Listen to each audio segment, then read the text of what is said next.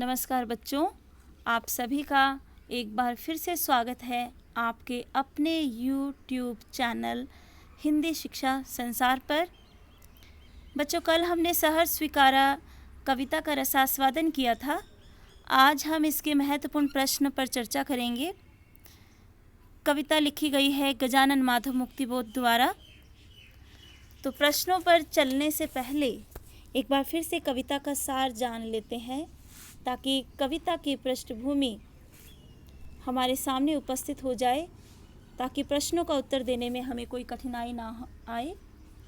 तो बच्चों, इस कविता में कवि का जो भाव है वो है कि कवि कहता है कि मेरे जीवन में जो कुछ भी है वह मुझे सहर्ष स्वीकार है। मुझे जो कुछ भी मिला है वह तुम्हारा दिया हुआ है तथा तुम्हें प्यारा है। तो यहाँ पे तुम्हारा या तुम्हें कवि का कोई अपना है, कोई प्रिय पात्र है, और वो प्रिय पात्र कवि के लिए ईश्वर, उसकी कोई सहचरी, माँ, पत्नी, प्रेमिका कोई भी हो सकती है। तो हमने प्रिय पात्र शब्द का प्रयोग किया था। कोई अनजान प्रिय, कोई प्रिय पात्र है कवि का। तो कवि कहता है कि मुझे जो कुछ भी मिला है वह तुम्हारा दिया हुआ है, अपने उस प्रिय पात्र से कहता है, तथा तुम्हें प्यारा है।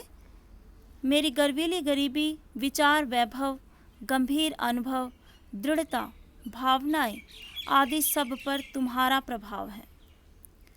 तुम्हारे साथ मेरा न जाने कौन सा नाता है कि मैं जितनी भी भावनाएं बाहर निकालने का प्रयास करता हूँ वे भावनाएं उतनी ही अधिक उमड़ती रहती है।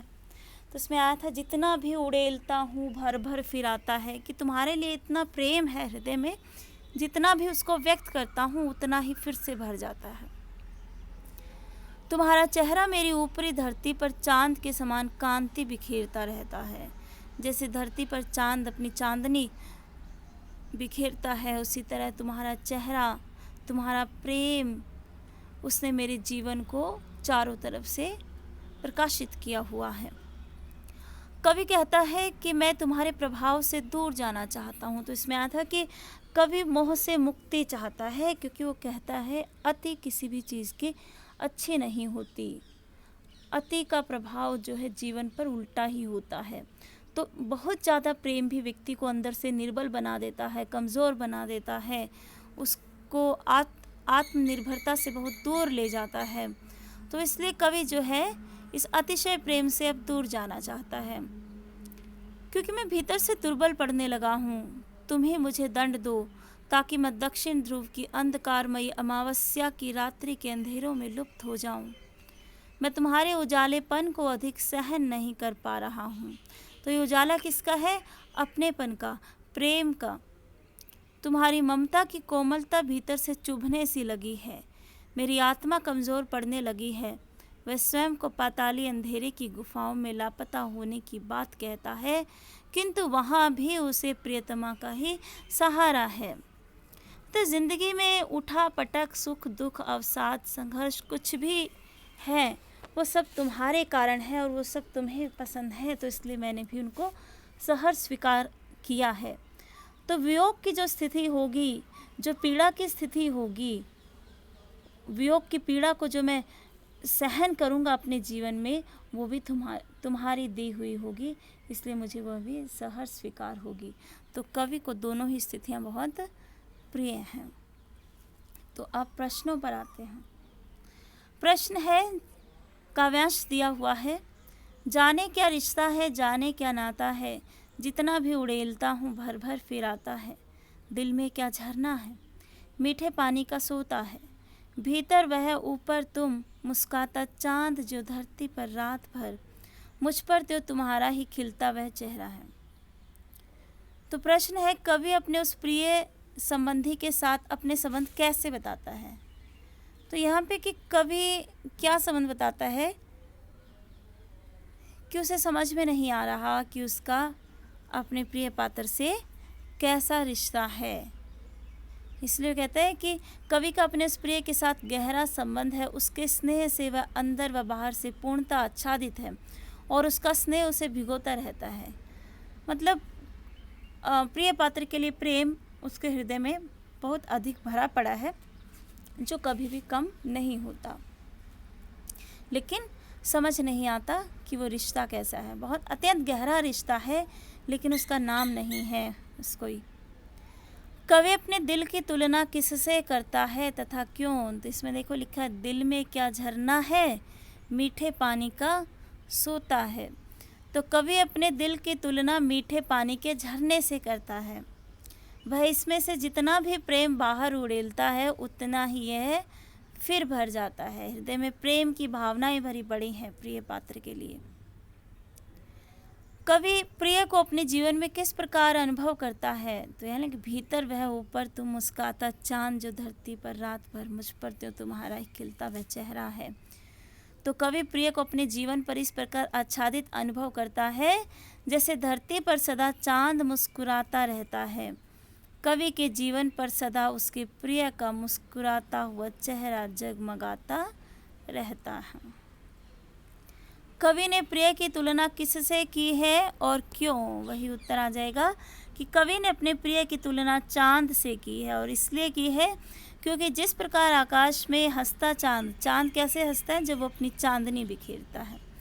हंसता चांद अपने प्रकाश से पृथ्वी को महकाता रहता है, उस प्रकार कवि को अपने प्रिय का मुस्कुराता चेहरा अपने अद्भुत सौंदर्य से नहलाता रहता है। अगला प्रश्न है, इसमें भी काव्यांश दिया हुआ है। तुम्हें भूल जाने की दक्षिण ध्रुवी अंधकार अमावस्या, स्पेलिंग गलत हो गई है, अधिकार लिखा गया, अंधकार है यहाँ पर। शरीर पर चेहरे पर अंतर में पालू में, झेलू में उसी में नहालू में, इसलिए कि तुमसे ही परिवेष्टित आच्छादित रहने का रमणीय यह उजेला अब सहा नहीं जाता है। तो यहाँ अंधकार अमावस्या के लिए क्या विशेषण इस्तेमाल किया गया है? दक्षिणी ध्रुवी। और उससे विशेष्य में क्या अर्थ जुड़ता है कि जीवन में घना अंधेरा, अमावस्या सिर्फ अंधेरा, लेकिन जब दक्षिण ध्रुवी अंधकार मतलब घना अंधेरा, उस अंधेरे का घनत्व बहुत ज़्यादा है। और दूसरी वो अंधेरे की स्थिति क्या है? प्रिय से दूर जाने की स्थिति, वियोग की स्थिति, लंबे समय के लिए अपने प्रिय से दूर जाना चाहता है। तो कवि ने व्यक्तिगत संदर्भ में किस स्थिति को अमावस्या कहा है? इसमें आ गया, कवि व्यक्तिगत संदर्भ में अंधकार को अपने शरीर व हृदय में बसा लेना चाहता है, ताकि वह प्रियतमा के स्नेह से स्वयं को दूर कर सके। वह एकाकी जीवन जीना चाहता है, इसे ही उसने अमावस्या कहा है। मतलब व्यक्तिगत संदर्भ में क्या हो गया, इसको अगर एक लाइन में लिया जाए तो प्रिय से वियोग की जो स्थिति है वो व्यक्तिगत संदर्भ में अमावस्या की स्थिति है। इस स्थिति से ठीक वाले शब्द का व्याख्यापूर्वक उल्लेख करें तो कविता में आया था, तुमसे ही आच्छादित परिवेष्टित रमणीय उजेला अब सहा नहीं जाता है।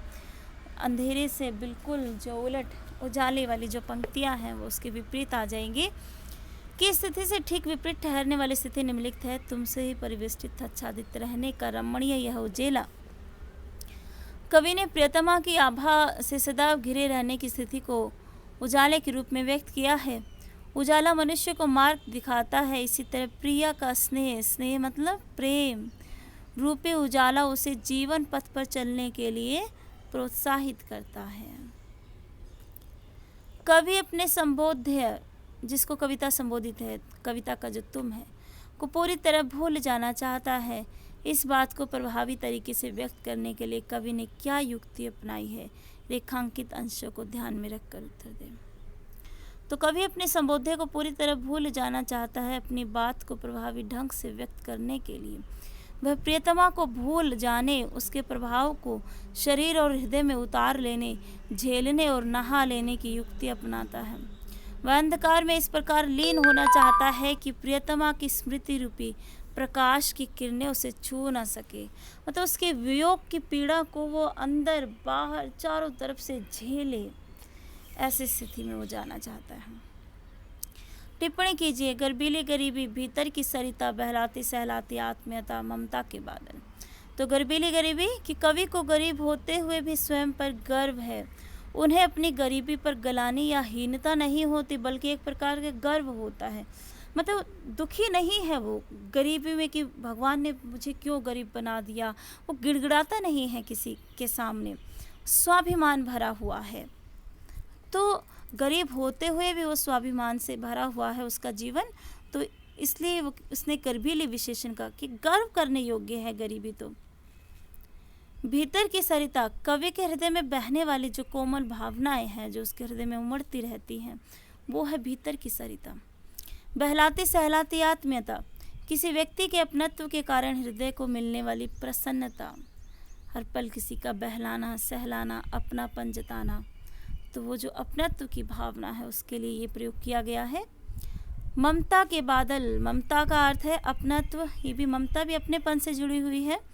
कवि प्रेयसी के स्नेह से पूरी तरह भीग गए, हम ममता रूपी बादल से घिरे हुए हैं। इस कविता में और भी टिप्पणी योग्य पद प्रयोग है, ऐसे किसी एक प्रयोग का अपनी ओर से उल्लेख कर उस पर टिप्पणी करें। जैसे विचार वैभव है कि मेरे पास, वैसे वो गरीब है लेकिन उसके पास कैसी दौलत है, विचारों की दौलत है। विचारों की भी एक दौलत होती है जिसको कोई लूट नहीं सकता, इसलिए वैभव शब्द का प्रयोग किया गया है। विचार रूपी वैभव, रूपक अलंकार। मनुष्य को वैभवशाली बनाने के लिए केवल धन का होना आवश्यक नहीं है, मनुष्य अपने उच्च विचारों से भी धनी यानी वैभवशाली हो सकता है, और हमारे अनुसार यही असली वैभव है।